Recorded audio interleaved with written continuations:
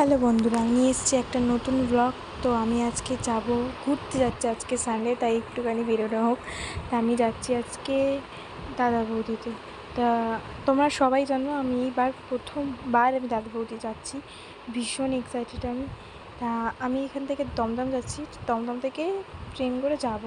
দেখো আমি দমদম স্টেশনে পৌঁছে গেছিলাম, তখন আমি ট্রেনের জন্য ওয়েট করছিলাম, আর আমার পাশ থেকে আমার ভিডিও করছিল। তা ট্রেনে উঠে গেছি, নেমেছি। দেখো নেমে এখানে কত ভিড়, দাদা বলতে অনেক লাইন পরে শুনেছি। তোমরা যদি যাও তাহলে একটু তাড়াতাড়ি যেও, আর সানডেতে একদমই যেও না, কারণ সানডেতে ভালোই ভিড় থাকে। উইকেন্ডসে যেও না, বাট তোমরা মাঝের মধ্যে মিডল স্টামে দেবো। আমরা ঢুকেছি, তারপরেই এত ভিড় হয়েছে যে আর কি বলবো। তা ওখানে গিয়ে আমি একটু ভিডিও করে নিয়েছি, লাইনে দাঁড়িয়ে দাঁড়িয়ে দেখো আমি ভিডিও বানাচ্ছি।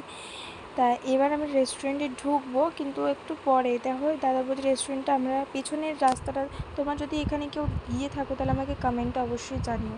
তা আমরা অর্ডার করেছিলাম ফিশ ফ্রাইটা ছিল ভীষণ নরম, ভীষণ তুলতুলে। এখানকার ফিশ ফ্রাই শুনেছি খুবই ভালো থাকে। তোমরা যদি কিছু খেয়ে থাকো ওখানে ফিশ ফ্রাই স্টার্টারে, তাহলে আমাকে অবশ্যই কমেন্টে জানিও। তারপর আমরা নিয়েছি এখানে মাটন বিরিয়ানিটা ভীষণই ভালো ছিল, ভীষণই সফট ছিল, দুজনের মতন খাওয়ার মতন ছিল। তা এই মাটন বিরিয়ানিটা তো আমার দারুণ লেগেছে। তোমাদের যদি তোমরা দাদা বৌদিতে গিয়ে থাকো বা দাদা বৌদিতে গিয়ে খেয়ে থাকো তাহলে আমাকে অবশ্যই জানিও। খাওয়া দাওয়ার পর আমরা বেরিয়ে পড়েছি স্টেশনের দিকে। আবার স্টেশন থেকে এবার সোজা বাড়ি যাব। বাড়িতে গিয়ে আর কোনো কাজ নেই, সোজা ঘুমিয়ে পড়বো।